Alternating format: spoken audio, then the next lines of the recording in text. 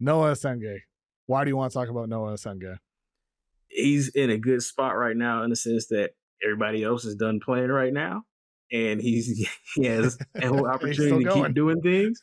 He had a 24-12 game a few days ago, and me and Rafi got a chance to see him in Dubai, and he's playing almost exactly the same way, just hard play finisher, fingerprints all over the game, he rebounds, he pushes the ball in transition, he plays the passing lanes. He's an very interesting prospect considering that he's 18 and he just barely made the cutoff to be drafted this year. And I think he has a lot of upside. I think he had, a 20-point game against Portland in a preseason game.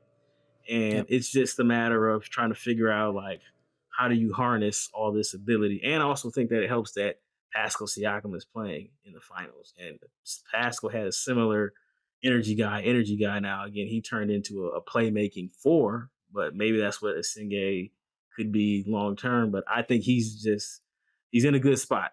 He's got fresh film and he's playing well.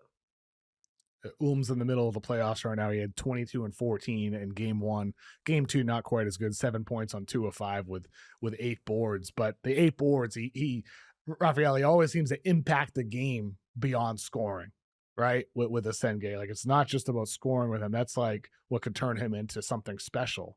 But he impacts the game in so many different categories. How would you describe Essengue to somebody who has never watched him play?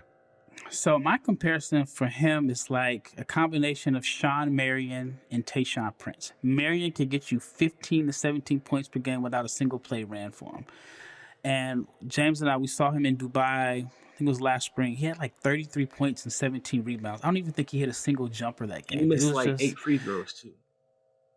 Yeah, it was just energy, rebounds, timely cuts, transition finishes, steals. It was just, he was super energetic. And then when I watched him play against Portland in the preseason, yes, Portland didn't have their full lineup, but the fact that he was 17 at the time in the NBA arena, he was still productive.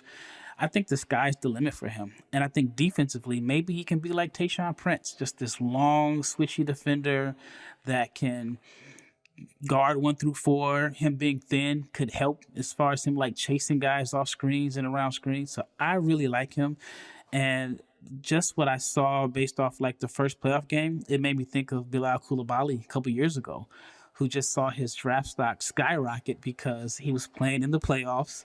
Everybody else had been home for like a month, and then he was number 7 or 6 or something like that. Yeah. And so I think Essengue could end up being in that range also.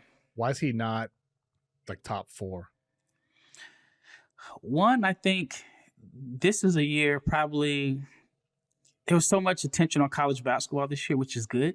You know, the last few years, I mean, you've covered the draft. Sometimes it can be a little hard to get the fans interested because they didn't get a chance to see the players. But I think for Noah, maybe there's a team that likes him. I mean, obviously, I think this class is pretty strong. But I think a team could really be intrigued by the fact that this guy's productive. He was 17 years old half the season, and he still has a lot of holes in his game. Like, he still needs to improve as a shooter, not the best creator. So you can look at it 2 ways. And I look at it like, if we can just add that to his game, then we really have something special. Where do you have him ranked, James? I got him going 9 to Toronto right now. And I know Toronto. What about a personal board? What about your personal board? Personal board, I've had him at 9. Where would you put him? I've had him in the top 10 throughout this whole time. Like I said, I was sold on him in Dubai. I liked what I saw from him at Basketball Borders last year. And then just the production is just always there. He's always getting fouled. He's always trying to dunk on somebody, and he's like 190 pounds. And like that level of like toughness, I know that league isn't, you know, it's a good league, but for him to be that productive at 17, I know, Kevin, you laughing because they got you.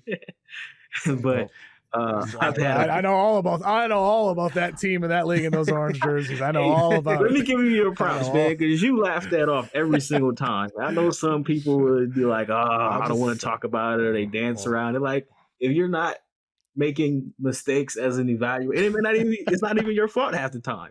Like, I was with you. I was all on the Killian train. And ironically, they have the same agent. Essengue and Killian Hayes. Like I said, I got PTSD from every angle with this whole thing. But I have to realize it's like dating. It's like, just because you dated this type of girl before doesn't mean the next one's not going to be like that. It's great. Well, with Essengue, he's a different person. Different position. Right. There's a lot of differences. You can look past the orange jersey and the jersey and the league he's playing for. You can look past all of those things. I'm trying. I'm doing my best with him. It's more of a thing with Ben Seraph.